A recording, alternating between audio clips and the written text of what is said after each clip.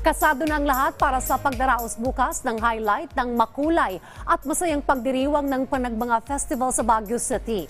Tiniyak naman ng lokal na pamahalaan na walang dapat ikabahala ang mga bisita sa kabila ng napaulat na forest fire sa Benguet. Yan ang ulat ni Dante Gito ng PTV Cordillera.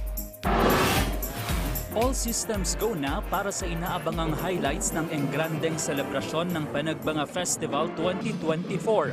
Makukulay na kasuotan at naggagandahang performances ang dapat asahan ng mga residente turista para sa Grand Street Dance Parade bukas at makukulay na floats at naggagandahang disenyo naman sa Linggo. 7 ang kalahok sa Grand Street Dance Competition mula Baguio City, Nueva Ecija, Pangasinan, Ilocos Sur at Kalinga.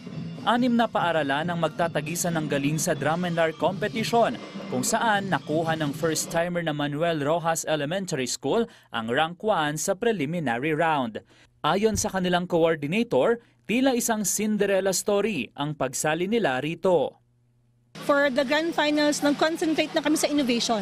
We wish to share yung mga culture dito sa Baguio, sa Cordillera, through transportation and being proud sa mga nagagawa natin dito. Yung kultura ng Baguio, kultura ng Cordillera. Samantala, sa Grand Float Parade naman nagaganapin sa Linggo. 33 floats naman ang paparada sa kahabaan ng Session Road.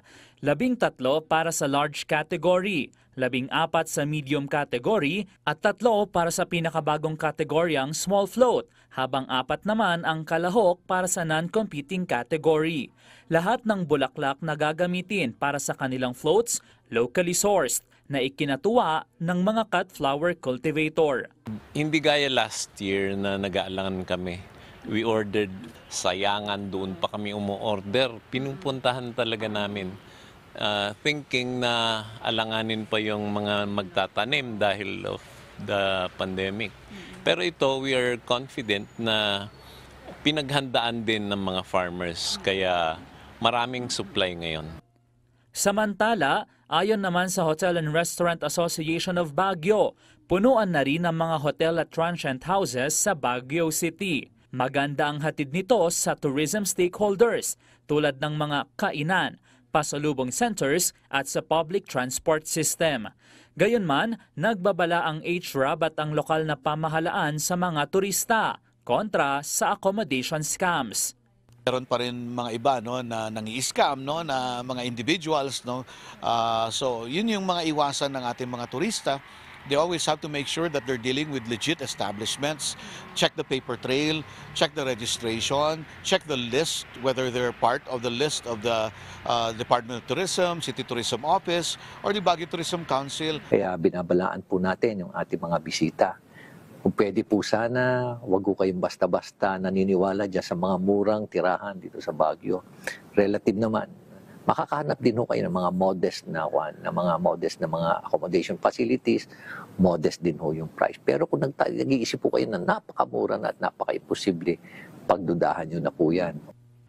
Nagpaalala rin ang alkalde ng Baguio City na maging responsable sa pagtatapon ng basura na siyang isa sa mga pangunahing problema tuwing panagbanga season.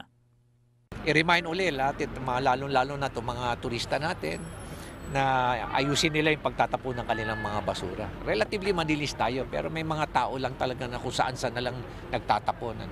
At nakakalungkot nga na nandyan na nga yung basura, ilalagay pa sa tabi, ipapatong pa sa taas. So we will continue to raise awareness.